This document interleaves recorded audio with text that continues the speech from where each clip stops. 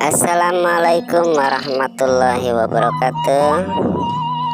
Para wargi kaum dangu baraya Sunda di mana waena.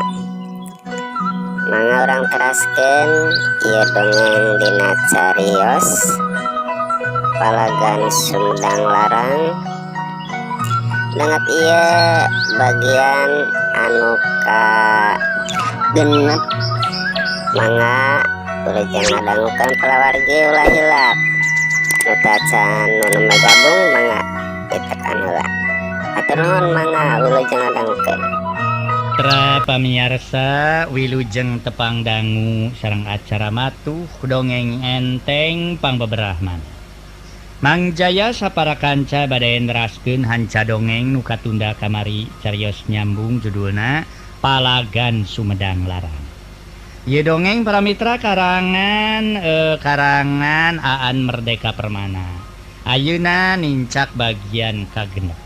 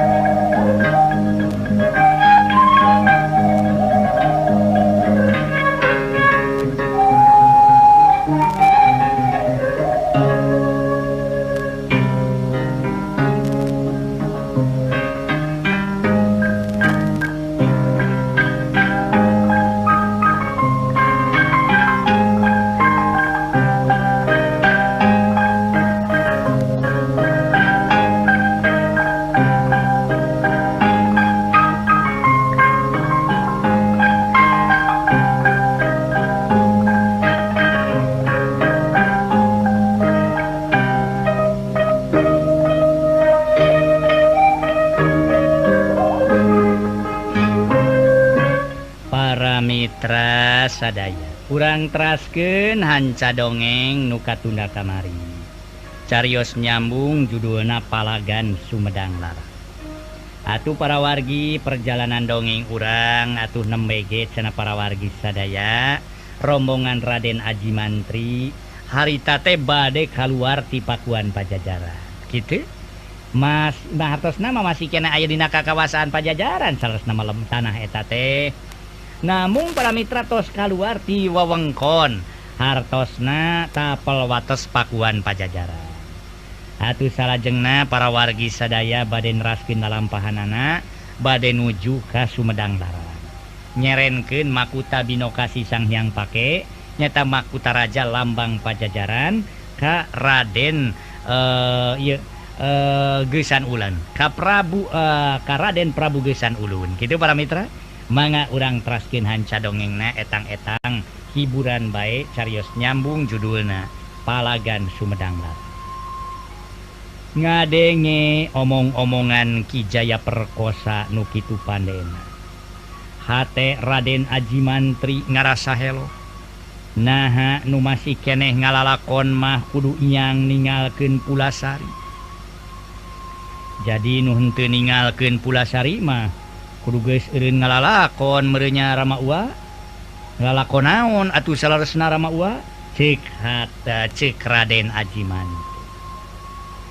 Kadienakeun kaboker Rusiahna horeng nu tetep dumuk di Pulasari mah memang eureun ngalalakon hirupna. Sabab waktu eta tempat digempur musuh saeutik oge dicaremkeun eueuh nu disesakeun. Sanggeus dayeuh Pakuan burak-rakan jeung sanggeus Pulasari diburak balik. Karasa pisan ajur ajen hirupna. Sabab ayeuna Raden Aji Mantri geus lain anak raja jeung geus teu boga nagara. Ngajaga ciri menak Pajajaran geus susah. Sabab lamun haben-haben nangarakeun maneh tangtu bakal diarah-arah ku musuh. Tangtu pola susulumputan sarupa kitu teh lain dumeh sieun pae. Ngan bae susulumputan teh dumeh bae hayang mertahankeun amanah nu jadi bapa. Nyaeta kudu salamet nepi ka Sumedang Larang. bari bisa nyerenkeun lambang kakawasaan raja. Anu manehna salempang teh mun mireungeuh pola Ki Jaya Perkosa. Da geuning manehna mah sanajan umurna geus sakitu kolotna. Geus sakitu kakolotanana, tapi da ari pasipatana mah eleh moal eleh ku budak ngora. Nyaeta sok babari nembongkeun ambekna. Nu disebut cenah para mitra sadaya atuh gede ambek we para wargi. Harita ge tuluy manehanana. Ki Jaya Perkosa ge jalma barangasar. Malah mun kongang mah sagala perkara teh hayang direngsekeun ku jalan cenah balitungan sacara ku kakerasan bae. Bareto oge zaman keur jeneng raja apaan kitu pisan. Sakurang-kurangna kitu ceuk versi urang Sumedang mah. Yen cenah dina zaman Ki Jaya Perkosa masih kene jadi raja di Pakuan Pajajaran. Kalawan gelarna Prabu Surawisesa Jaya Perkosa. Salila 14 tahun nyangking kalungguhan teh meningalaman 15 kali peperangan ngalawan negara-negara seje. Prabu Surawisesa tetep resep perang. Katamah-tamah jelmana barangasar anu matak waktu manehna nyangking kalungguhan salaku Ratu Pakuan kaayaan teh munggu harengheng da loba getreng jeung batur. Ayeuna pasipatan Ki Jaya Perkosa ge kitu pisan. Da cenah kahayangna mah inyana teh nguwak ngawik musuh. Ki Jaya Perkosa sok remen ngojok-ngojok dulur-dulurna malah nya tujuan ngaruruga Surasowa. Ngan untung we dari dulurna mah nu tiluan teu boga sifat getas harupati. Nu tiluan mah malah raremena loba balitungan kupikir tibatan langsung nyieun gerak polakna. Untung pisan cenah Ki Jaya Perkosa boga dulur nu teu jiga inyana. Dalamun seug saruana mah meureun kaayaan teh kalah kabeuki harengheng we cenah para mitra.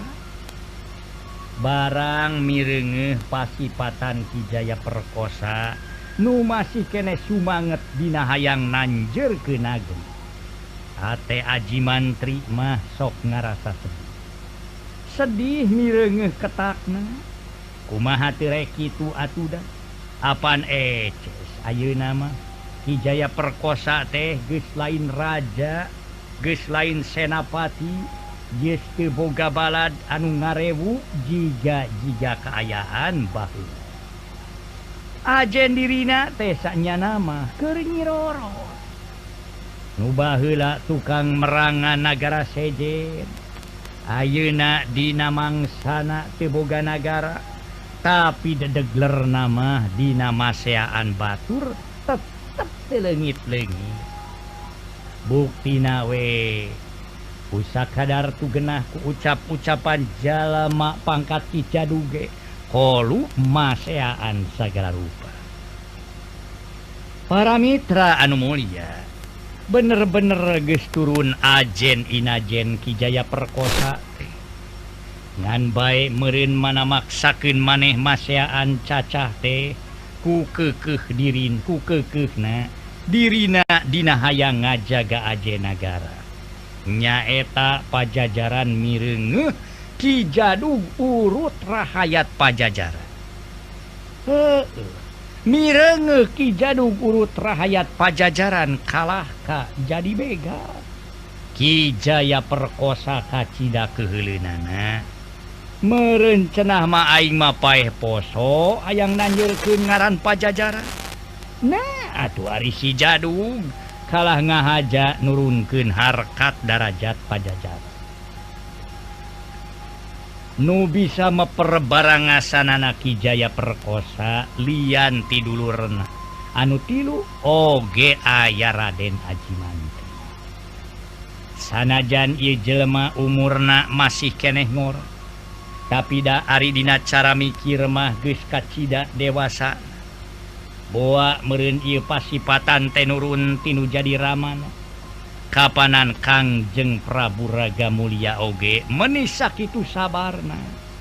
Jeung tara ngingu ka ambek dina nyang hareupan nagara teh anu burak. Inya nama ukur nyebutkeun yen memang eta teh geus jadi titis tulis nati ajali. Pangkat manusia nu geus moal bisa ngahalang-halang deui kana putusan umur bengalam. Lamun pajajaran kudu burak mana kitu ge geus dikeresakeun ku umur bengalam. Yen pajajaran teh kudu burak. Dina tumpur dina nyang hareupan tumpurna nagara. Kangjeng Prabu Raga Mulia teu mapag-mapag ku amarah atawa teu tumarima. Nu leuwih ti eta mah malah urang kudu mikiran kumaha carana sangkan adeg-adeg pajajaran tetep pengkuh nerap dina dada-dada manusia pajajaran rama uang. Saurna para mitra sadaya. Ngaso heula ngaso.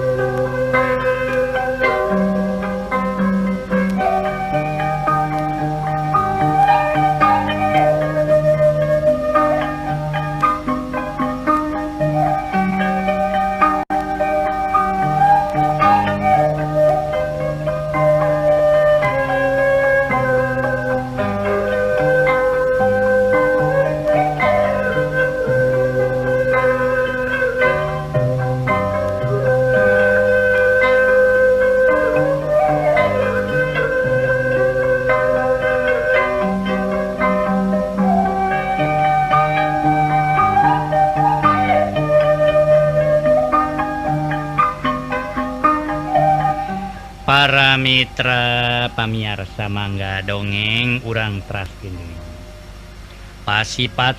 Pasipatan Kangjeng Prabu Raga Mulia teh nerap dina jirimna Raden Aji Mantri. Ieu jajaka teh teu gede ambek jeung leuwih ngagunakeun polo tibatan palu. Raden Aji Mantri leuwih cenah atuh nyaeta ngajarna kana kanyataan tibatan wangkelang kana putusan umur bengalam. Sanajan Ki Jaya perkosa sakapeung sok ngageunggeureurkeun polahna Raden Aji Mantri nu loba sabar jeung ngelehan maneh, tapi dina enas-enasna Ki Jaya perkosa tetep hormat ka eta jajaka. Kitu sababna sanajan inyana keur ambek ka gila-gila. Lamun sakalina Raden Aji Mantri nyarita Ki Jaya perkosa sok leah tur nedunan, naon nu dipikahayang ku Raden Aji Mantri. Kawas harita waktu Ki Jaya perkosa maseaan jalma cacah pangkat Ki Jadu, Raden Aji Mantri gewat ngajakan sangkan rombongan teh miang ningalkeun eta patempatan. Kawas harita waharita ge para mitra nu dipalarema sangkan Ki Jaya perkosa culdog-dog tinggal igel dina boga amanah nyerenkeun banda penting kanagaraan kalah kadalon-dalon pasea jeung pangkat caca. Para mitra kaum dangu samemeh anyog ka wewengkon Cileungsi, kiterong peot inget deui kana caritaan Ki Jadu yen cenah tisa semet tapel wates Cileungsi nepikeun ka Tanjung Pura mah bega nuker kumawasa teh tayalian iwa ti si Codet. Malah mah cenah leuwih jago batanu sejenna nya ceuk Ki Terong Peot.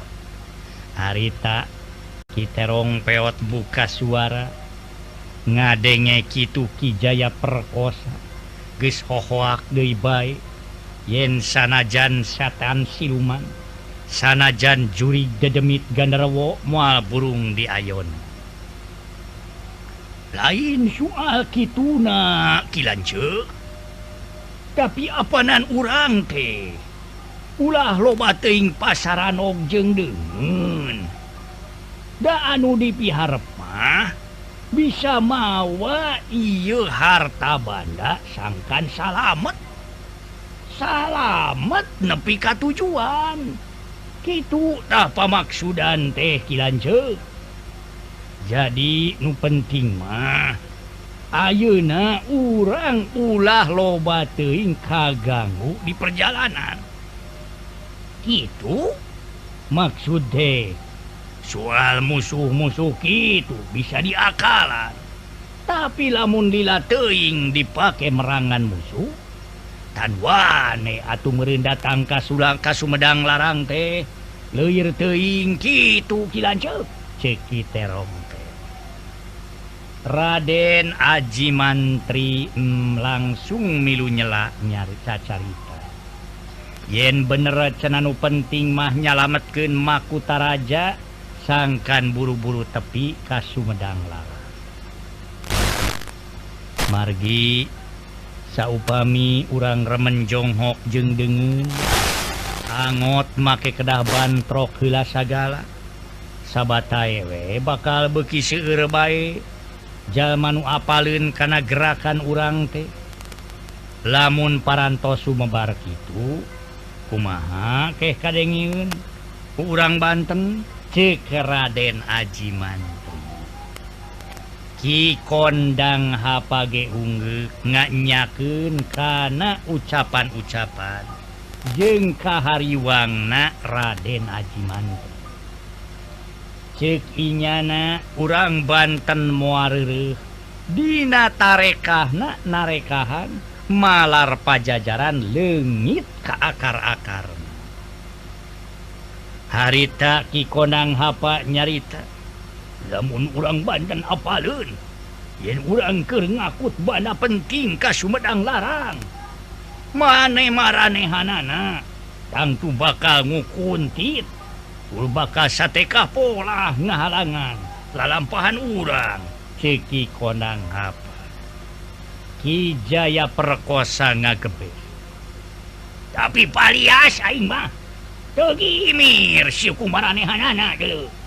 Sok sahareupkeun ta urang sorasoan waing dibabad deuleu, dilabrak waing mah ceuk Ki Jaya Perkosa anggur ngagebes. Para mitra kaum dangu atuh pikeun kadua kalina Raden Aji Mantri geus nyebutkeun deui. Ngaso heula nyebutkeun naon nya para mitra sadaya? Ngaso.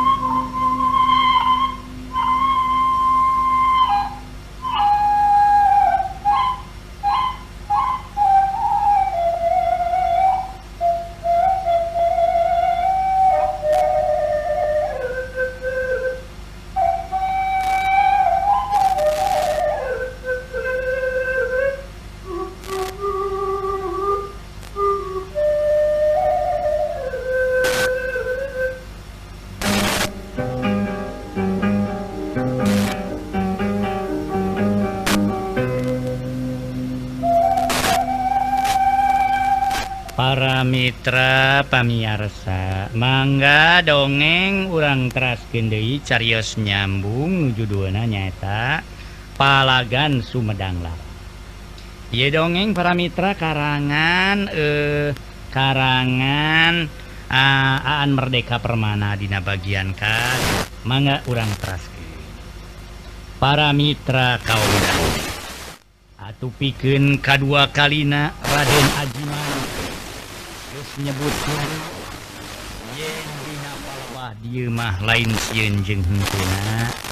Tapi kumaha carana sangkan maranehna salamet ngajalankeun amanah Kangjeng Prabu Ragamulia. Ari di sana eta tujuan tiasa lancar teh. Nyaeta kunarekahan, malar nyingkahan marabahaya, sareng halangan harunganana Rama Uwa. Raden Ajiman jigan sabab pamanggihna asan kepengen pamanggih batur anu karupa. Atuh pangestunganana Kijaya perkosa mah ukur ngahunted bae. Malah waktu Raden Ajimantri ngusulkeun malah repeting eta maranehanana ulah nuluikeun lalampahan sarerea kacida satujuna. Ari Kijaya perkosa mah ukur ngadehem bae ngan bae waktu sarerea keur babagi tugas. Saha nu pangheulana kudu tugur. Ari Kijaya perkosa mah malah geus dianggalna milih kerek we mending ngaguher.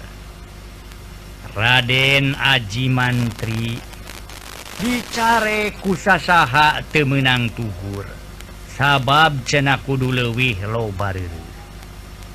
Ari pangna kitu di antara jalma nu panghengkerna di dinya lian iwati Raden Ajiman. Ari nu sejen mah sanajan kasebutna ukur urut ponggawa, tapi rata-rata boga pangabisa ijen anu luhur. Atuh komo ari jajaran perwira nu opatan mah kabeh oge geus boga pangabisa ijen nu kawilang sampurna. Raden Ajimantri teu loba carita, manehna ngagugu kana kahayang nu sejen, malar cenah montong kudu milu tugur. Ceki kondang hapa, keun mun aya mau ngamuk gajah mata mah, uwa giliranana Raden. Raden masawios teu kedah tugur ngaso we reureuh, malah kulem we ka dieu. Keun anu tugur uwa di dieu uwa sanggem ngajagina Raden. Sing tenang-tenang we Raden mah, sing tenang-tenang. Ceki kondang hapa. Raden Ajimantri para mitra milih reureuh di nu rada singkur. Geus kitu manehna sila ajeg bari leungeunna sidak. Tetela geuning nu pajah kudu reureuh teh sabenerna manehna kalah milih Mujasmedi sejak musirkeun pikir. Para mitra anu mulia, Mujasmedina kacida mantengna malah nepikeun ka wayah janari manehna masih tetep sila ajeg bari sidakep sinuku tunggal. Wadir budak teh ngora-ngora geus hirupna prihatin. Ceki kondang hapa nalingakeun Raden Ajimantri ti kaanggangan. Kiterong peot nu diajak cacarita saukur ungeuk, tapi bari milu neuteub ka Raden Ajimantri deui. Sakuduna mah inyana teh hirupna senang, malah jadi raja. Sabab apanan Ragamulia teh bapana pituin. Meureun mun turun waris teh nya kudu ka manehana Ki Adi. Ceki konang apa nya kakak Haji Mantri teh tuturus nu kudu jadi raja Pakuan Pajajaran Ceki terong peo nah atuh lambang kakawasaan raja teh make kudu dipasrahkeun ka Gesan Ulun padahal eta teh makuta teh lambang raja meleg-meleg hakna Haji Mantri Ki Adi Ceki konang hapa bangun anu handeueun ngaso deui para wargi sadaya ngaso